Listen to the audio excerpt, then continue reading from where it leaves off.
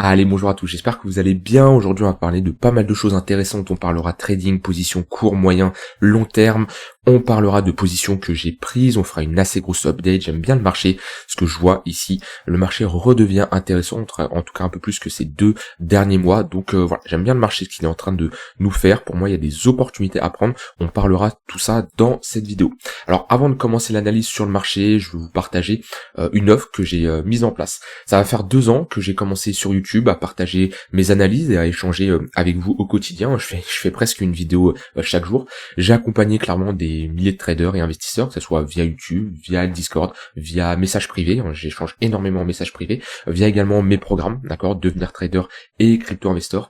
Et aujourd'hui, pour fêter ça, tu peux profiter de moins 50% jusqu'à dimanche sur mes 2 programmes. Alors les deux sont différents et n'abordent absolument pas les mêmes points. Devenir trader, le but c'est que à la fin de ce programme-là, 75 leçons, un peu plus de 25 heures de vidéo, tu sois autonome sur les marchés et tu aies la capacité de créer une stratégie de trading, d'accord? Donc on est vraiment sur un programme très complet qui aborde développer son setup de trading, sa stratégie de trading, avoir un bon money management, une bonne gestion de ton risque, savoir utiliser des outils que je te partage, je te montre mes setups d'investissement, mes setups de trading. Bref, le but c'est qu'à la fin tu sois 100% autonome. Donc on a 15 modules, d'accord, qui sont très intéressants, chacun d'entre eux, et le but c'est à la fin tu sois 100% autonome, d'accord. Tu peux trader dans n'importe quelle condition de marché, tu connais ta stratégie, tu sais en créer une, tu sais l'améliorer, etc., etc. Il y a un accompagnement privé sur le Discord, tu as un groupe privé, plus de 100 personnes ont rejoint ce programme-là, d'accord. J'ai aucun commentaire négatif et il y en a qui sont toujours en train de le suivre parce qu'on est, comme je dis, sur plus de 25 heures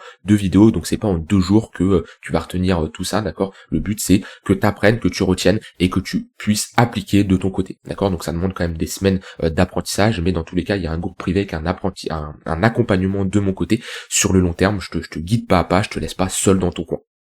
Ça, c'est la première partie, devenir trader sur le côté trading. Le second, c'est un programme qui va plutôt être orienté investissement crypto sur le long terme, où là, le but, c'est qu'à la fin, tu aies tout simplement la capacité d'analyser une crypto de A à Z. Donc A à Z, j'entends par l'analyse fondamentale, l'analyse technique, l'analyse de la tokenomics, et que tu puisses l'ajouter ou non dans ton portefeuille, d'accord. Donc à la fin, tu as un plan d'action, je te montre moi mon plan d'action, et tu auras la capacité de déterminer si un projet crypto est intéressant. Donc on part sur 10 modules, d'accord. On aborde l'analyse fondamentale, l'analyse de la tokenomics, l'analyse technique. Je te montre en direct comment j'analyse une crypto. J'analyse 3 cryptos, donc tu vois, on part sur vraiment une analyse complète, 5 heures sur une vidéo qui va durer du coup 5 heures où je te montre 3 cryptos. Donc on est sur 1h30 sur chaque crypto. Voilà, on va vraiment en détail, d'accord. Je fais pas juste une analyse 2 secondes, non. On analyse sur le white paper, la roadmap. On va vraiment en détail et à la fin, d'accord, de ce programme-là, tu seras en capacité de bâtir un portefeuille solide. Je te partage également mon portefeuille et je te parle de l'écosystème crypto, je te partage mon avis, mais le plus important c'est qu'à la fin de ce programme-là, qui dure à peu près 20 heures, 25 heures également, tu aies toutes les connaissances pour analyser un projet crypto et déterminer s'il est intéressant ou pas d'investir dedans. 2 programmes qui sont clairement différents, une approche plutôt long terme crypto et une approche court, moyen, long terme trading, d'accord. Tu peux faire de l'intraday, tu peux faire du swing, et ces 2 programmes peuvent clairement te propulser tes résultats, améliorer tes performances sur les marchés. Donc pour fêter les 2 ans où je suis sur YouTube, tu peux profiter de moins 50% sur ces 2 programmes. Si aujourd'hui tu veux passer à l'action, être 100% autonome, c'est le meilleur moment. Donc les liens sont en description et tu as jusqu'à dimanche pour en profiter. Alors, BTC, ouais, comme je dis, c'est assez intéressant ce qui nous fait, d'accord, puisque voilà, on a toujours cette réintégration, on voit qu'on se maintient pour le moment au-dessus des 61 000 $, et surtout on n'a pas un gros réveil vendeur comparé aux dernières baisses qu'on avait eues. On a quand même des vendeurs assez agressifs. Pour le moment, voilà, on va potentiellement aller chercher ce pullback sur les 61 000 $, c'est une possibilité. J'ai commencé à ouvrir des longues, alors je m'autorise plusieurs cartouches, d'accord. Ici on est comme sur des positions qui peuvent durer plusieurs jours, plusieurs semaines. On n'est pas sur l'intraday, etc. Donc mon but c'est pas non plus d'avoir le timing parfait au dollar près, mais surtout avoir un bon trade management sur la durée. Et j'ai commencé à ouvrir des longues. Ok, j'ai ouvert un long aujourd'hui puisqu'on se retrouve sur une bonne zone de localisation. En fait j'ai un bon risk reward si j'ai une zone d'invalidation sous les 56 500 $. Ou pour moi là si je trade la réintégration, mon but il est simple, on ne break pas ce niveau-là. C'est-à-dire que si on a réintégré et qu'on est dans une vraie réintégration et qu'on continue pas, on n'a pas notre tendance baissière qui se poursuit, d'accord, pour aller chercher les 52 000 $, ça c'est un creux majeur qui ne sera jamais cassé, d'accord, donc ça c'est vraiment important de le comprendre. Du coup, ma zone d'invalidation, elle est claire, je trade la réintégration, mon stop loss, qui a un stop loss clôture, d'accord, est aux alentours des 56 500 $. Avec une zone d'entrée actuellement vers les 62 200 $, comme je dis, je m'autorise plusieurs cartouches. Donc globalement, j'ai une zone d'entrée qui m'intéresse dans cette zone-là. Donc même si on vient chercher les 61 000 $, 60 000 $, c'est des zones où je pourrais rentrer en plusieurs fois. Je ne déploie pas tout mon capital sur cette entrée-là. Enfin, dans tous les cas, je fais pas all-in, hein. Ça c'est le genre de position. Je mets pas 15, 20, 50% de mon capital. Toujours avoir une bonne gestion de mon risque. Et la target, c'est le nouvel ATH, hein. Ça, c'est d'aller prendre toute cette liquidité là et retourner sur le haut de range. Donc on verra comment ce trade évolue. Pour moi, on revient dans des bonnes zones, d'accord, on a une bonne réaction du marché et c'était surtout la réintégration qui était intéressante à surveiller. Maintenant, si le trade il part pas dans mon sens et que on va chercher sous les 56 500 $, et ben j'invaliderai mon trade. Comme ça, c'est au bout d'un j'ai envie de dire, faut porter ses couilles. Au bout d'un, on a un setup, on a un plan, on a un scénario, d'accord. Et moi, je suis toujours bullish sur les cryptos. Okay, quand je regarde en weekly comme ça, pour moi, la dynamique reste haussière. On a mangé un moins 24%, moins 23%. Il y a des alts, ils ont pris moins 50, moins 60, moins 70%. On a une bonne réaction acheteuse. On réintègre un niveau. Au bout d'un, faut y aller, d'accord. Alors voilà. Alors il y en a qui vont pas aimer ce genre de setup parce que c'est pas leur profil, c'est pas leur manière de trader ça. Moi ici, j'ai des conditions qui sont intéressantes. J'ai un plan, d'accord. J'ai une zone d'invalidation, j'ai une gestion de risque, j'ai des conditions techniques qui sont favorables. Je rentre en position. Si j'ai tort, je coupe ma position. Si j'ai raison, et ben tant mieux. Ça sera un trade gagnant. Mais au bout d'un, faut y aller, d'accord. Et sur le mois ici, après 2 mois, voilà, ça fait 2 mois, je tradais beaucoup moins sur les marchés. J'ai beaucoup moins d'opportunités. J'en avais pris une ici. Mais voilà, ici c'était j'en avais pris une à ce moment-là où j'avais TP ici et là on revient sur un niveau pour moi qui m'intéresse. Donc on verra comment cette position évolue. Dans tous les cas, je vous ferai une update. En tout cas, sur le BTC, c'est assez clair pour moi. Cette réintégration me rend assez bullish. Maintenant, en fait, la seule chose subtile, on va dire, qui me dérange, c'est qu'il y en a beaucoup qui en parlent de cette réintégration et j'aime pas trop qu'on parle trop d'une chose parce qu'en général c'est elle ne se produit pas, parce que quand quelque chose est vu par la majorité des gens, le marché fait souvent l'inverse. Et alors peut-être que je me trompe, hein, mais en tout cas quand je me balade un peu sur les réseaux sociaux, et j'aime bien faire ça pour voir l'atmosphère, le sentiment de marché, et ben il y en a beaucoup qui parlent de cette réintégration.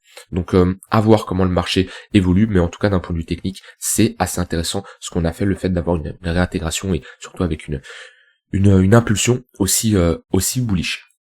Donc ça c'est sur le BTC. Sur du court terme, on a une petite dynamique qui est baissière. Ici, on voit qu'on a un 15 minutes, le prix est repassé sous le 15 minutes, il est repassé sous le 1 heure. On verra si on a un cross du 15 minutes sous le 1 heure. J'ai pas de setup sur BTC sur l'intraday. Par contre, j'ai pris un trade sur BNB dans la journée. En fait, j'avais une bonne réaction sur le previous daily low. Ici, on a une très bonne réaction. On voit que on a été chercher est-ce qu'on a été chercher des stops ici? Parce que en général, les previous daily lows sont accompagnés de zones où il y a de la liquidité à aller chercher. Dans tous les cas, ici, on avait pas mal de stops à venir chercher. On a eu un bon break et également une réintégration. Après, le but du setup, c'est pas du tout d'aller chercher la liquidité, je m'en fous, c'est d'avoir une bonne réaction sur le previous daily low, ok, et ensuite avoir une réaction acheteuse, avoir un pullback dans une zone d'imbalance. Et voilà, je suis rentré, stop loss sous la structure. C'est toujours un setup qui est en phase de test, hein, d'ailleurs. Ça fait un moment que je le teste, je récupère des stats, mais j'ai passé la phase où je fais du paper trading. Quand je teste un setup maintenant, je trade en réel, bien que je réduis tout simplement mon risque. Ça me permet d'être plus dans le concret et d'avoir les émotions qui rentrent en compte, tout simplement. Donc voilà, j'ai juste pris cette position sur BNB aujourd'hui. Il n'y a pas eu spécialement de setup. On voit que BNB sort un peu du lot et démarque un peu des autres, puisque pendant que par exemple on avait du Solana, du Chainlink, du BTC qui étaient dans des phases de creux et sommets de plus en plus bas, on enfonçait les creux, et ben on avait BNB qui les maintenait. Donc actuellement BNB c'est une altcoin qui est plutôt forte, qui se démarque un peu. On voit que dans la journée elle surperforme le BTC et tant mieux. Donc on verra ce que ce trade donne. Dans tous les cas, ayez toujours une bonne gestion de risque, d'accord, et ne prenez aucune décision sur un trade. C'est pas parce que vous commencez un setup et vous avez une position perdante, 2 positions perdantes, 3 positions perdantes, que votre trade, que votre setup est mauvais, d'accord. Un trade ne veut rien dire, le résultat d'un trade ne veut rien dire. Un trade gagnant peut être une mauvaise décision qui a été prise et il y a juste eu le facteur chance. Et inversement, un trade est perdant, mais au final, votre décision était bonne. C'est pas possible d'avoir 100% de réussite. Ça, c'est vraiment important de le comprendre. Ça, c'est sur l'intraday. Je regardais également Ether. On a ici une bonne zone de localisation.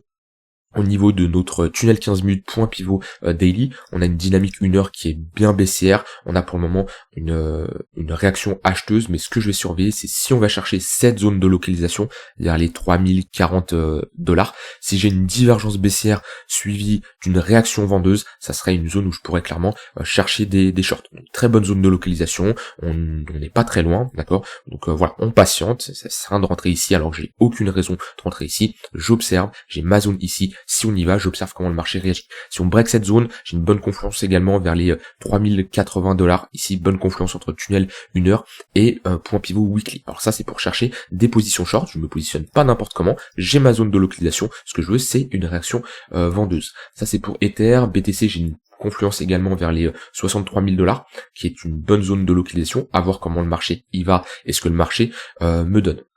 Donc ça, c'était un peu une review sur l'intraday. Alors BTC, bon, c'est assez simple, hein. Dans tous les cas, on avait déjà vu la clôture weekly il y a pas très longtemps. Clôture weekly dans 4 jours, la prochaine, on a le temps de la voir venir tout simplement. Et on daily, voilà, comme je dis, réintégration, pullback, très bonne zone de localisation avec le tunnel daily d'ailleurs qui fera office de support par la suite, qui est toujours haussier. Ether toujours bloqué entre deux bornes, ok, au niveau du tunnel daily, moi j'ai toujours une alerte en dessous. Alors, c'est juste une alerte comme ça au cas où on a un crash et c'est pour être au courant parce que j'estime que sur long terme un Ether qui retourne chercher en dessous les 2600 $, voilà, 2100, 2400 $, c'est des bonnes zones d'entrée long terme. Je suis toujours bullish sur Ether, hein, d'un point de vue fonda. C'est vrai que Ether déçoit un peu, il en déçoit pas mal d'un point de vue technique, hein, de ne pas avoir fait un nouvel ATH, mais c'est un peu similaire à 2021 où BTC au moment où il fait un nouvel ATH, où il marque son top même, hein, si on prend son top là, vers février 2021, Ether, février 2021, il est là, hein. Vous voyez la différence? C'est-à-dire que Ether, on vient de faire un nouvel ATH, on le fait le 1er février 2021, alors que BTC, l'ATH, j'ai enlevé ça, on le fait le 14 décembre. Donc il y a 2 mois d'écart entre l'ATH du BTC et l'ATH de Ether. Donc est-ce que pour le moment c'est différent? Absolument pas, et ça se trouve on aura un ATH sur Ether dans les prochaines semaines, prochains mois. Dans tous les cas, moi je reste très optimiste sur Ethereum avec tout ce qui se construit autour de cet écosystème. Pour moi c'est l'écosystème phare et je le suis depuis des mois, si ce n'est maintenant des années. Voilà, sur Ether, en tous les cas, on retourne chercher une bonne zone de localisation, une autre bad range, pour le moment on fait du yo-yo, donc vaut mieux chercher des achats dans la borne basse et des ventes dans la borne haute.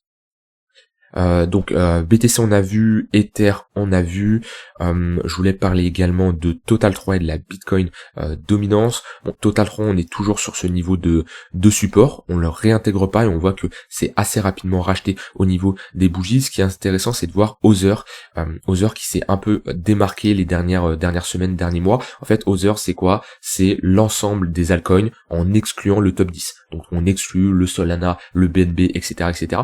En fait, quand on constate Total 3, donc tout simplement l'ensemble de la capitalisation boursière de toutes les altcoins en excluant BTC et Ether, et qu'on divise par BTC, ça nous permet de voir qui surperforme qui, d'accord? Est-ce que c'est l'ensemble des altcoins qui surperforment le BTC, ou est-ce que c'est le BTC qui surperforme les altcoins? Et on se rend compte que, on a une dynamique baissière sur Total 3, et on n'arrive pas à poser un bottom. Si je prends Others divisé par BTC, on voit que c'est totalement différent. Ici, on a un bottom qui a été posé, c'est un peu just quand même, mais on voit qu'on a déjà une meilleure réaction, et ici on a des creux de plus en plus haut, alors que ici, Total 3, des sommets de plus en plus bas. Donc c'est assez intéressant de voir que si on enlève le top 10, ok, on a des altcoins qui, sur les dernières semaines, derniers mois même, depuis juin 2023, ça va faire un an, on a des altcoins qui surperforment le BTC. Donc ça c'est intéressant à surveiller. Et ça nous montre que c'est pas spécialement le top 10 qui fait le taf, tout simplement. Alors au niveau de la Bitcoin dominance, ce qui est intéressant de constater, c'est qu'on est revenu chercher un niveau de support, on se fait rejeter, ça serait bien de ne pas repasser au-dessus des 55% de Bitcoin dominance. Je pense qu'il faut patienter, hein, comme je dis, pour l'altcoin season. Moi ça me surprendrait pas qu'elle s'active, parce que est-ce que tout le monde s'y attend actuellement? J'y crois moyen. Maintenant, pour moi, si je veux d'un point de vue technique, une altcoin season, je veux au moins soit une structure de top. Donc ici on aurait notre creux, notre sommet, notre creux plus bas, ok, qui nous inverserait notre dynamique, quelque chose similaire à ça, hein, voilà, hop, tac, structure de top, c'est exactement ce que je veux voir. Ou soit, si on n'a pas de structure de top et on a une forte impulsion vendeuse, un break du précédent creux, ici. Break ici, pour moi, inversion totale de notre dynamique haussière qui est ici, hein, qu'on a commencé en 2023, et là on pourra avoir des altcoins qui performent un peu plus. Voilà, j'ai rien d'autre à dire de plus, j'ai pas pris de position long terme pour le moment, si ce n'est depuis la dernière fois, j'avais renforcé sur NKR. NKR, j'étais rentré ici, je suis rentré ici. Accélar, mais je vous l'ai déjà montré tout ça. Accélar, j'étais rentré sur les 1,19 ou 1,12, ouais, on est où ici? Ouais, 1,12,9 je crois. À peu près ici, j'ai toujours du cash au cas où pour accumuler. Et là, je vous avais parlé, mais les altcoins que je surveillerai si je veux en raccumuler, c'est du Optimism, c'est du Ether, c'est du Accélar, c'est du Osmosis, et le reste, j'observe pour le moment. Donc voilà, pour moi, je suis plutôt bullish sur le marché de ce qu'il nous donne actuellement. C'est pas parce que je suis bullish qu'il faut faire n'importe quoi, qu'il faut rentrer en position à l'arrache et qu'il faut avoir une mauvaise gestion de son risque. Absolument pas. Ok, on est quand même proche d'un nouvel ATH, donc on va dire que le risque doit être plus maîtrisé et plus, on va dire, on prend moins de risques que lorsqu'on est sur des 15-16 000 $. En tout cas, je parle que si vous croyez au fondat de BTC, à la vision de l'écosystème crypto, etc., de tout l'écosystème crypto, on prend plus de risques sur des 15, 20, 25 000 $ que lorsqu'on est sur un nouvel ATH, d'accord? C'est pas la même approche, et rentrer ici, pour moi, sur du long terme, c'est compliqué. Et du coup, même si on est sur des niveaux de résistance un peu long terme, vu qu'on est proche d'un nouvel ATH, on a fait un nouvel ATH clairement, sur du swing, on est plus méfiant quand même, d'accord? Même si, comme je le dis, cette intégration me semble assez bullish, à voir comment elle évolue. J'ai l'indice de dollar également que je surveille, qui nous permet de voir si le marché est plutôt orienté risk-on ou risk-off. On a une résistance qui est assez claire, qui est ici. D'accord? On peut voir l'indice de dollar ici avec une borne basse, une borne haute et des déviations. Ok, on en a fait une ici, on en a fait une ici, on en a refait une ici. On a une structure de top ici qui est assez intéressante sur l'indice de dollar, qui nous montre que dans cette zone, on a eu l'offre qui a super formé la demande, hein, qui était plus importante que la demande. Maintenant, ce qui serait bien, ça serait d'avoir une continuation baissière en briquant ce creux qu'on a instauré ici. Un indice du dollar qui monte, ça nous indique qu'on a un marché qui est plutôt orienté risk-off, d'accord? Donc pas favorable au marché boursier et surtout pas aux crypto. Et un indice de dollar qui baisse, ça nous montre que les investisseurs sont plutôt orientés risk-on. Donc là, on a un marché boursier qui performe plus et également un marché crypto qui performe également. Donc on est dans ce range-là. Voilà, ça serait pas bon d'avoir une résolution à la hausse, mais en tout cas, la pattern de top qu'on a fait ici est plutôt favorable. Voilà, je vous ai montré BTC, je vous ai montré Ether, on a parlé des altcoins, je vous ai parlé de positions que j'avais prises. Ok, là-dessus, il n'y a pas de souci, j'ai rien d'autre à dire de plus. Dans tous les cas, je vous ferai des updates puisque le marché revient intéressant, bien que voilà, j'ai pas abandonné le marché pendant toute cette phase là, on a continué toujours d'être discipliné, d'être là devant le marché, voir s'il y a des opportunités, etc. Mais c'est vrai que les opportunités étaient beaucoup plus faibles ces 2 derniers mois que pendant tout 2023, et peut-être que là, dans les prochains jours, prochaines semaines, on aura plus d'opportunités sur les marchés. Voilà, rien d'autre à dire de plus. Je vous rappelle, vous avez moins 50% sur les 2 programmes jusqu'à dimanche soir. Si vous avez des questions, n'hésitez pas à me contacter en message privé sur Discord, par mail ou autre. Je vous souhaite une très bonne fin de journée, les liens des 2 programmes sont en description. Je vous souhaite une très bonne fin de journée, on se retrouve demain du coup pour une prochaine vidéo. Bye bye.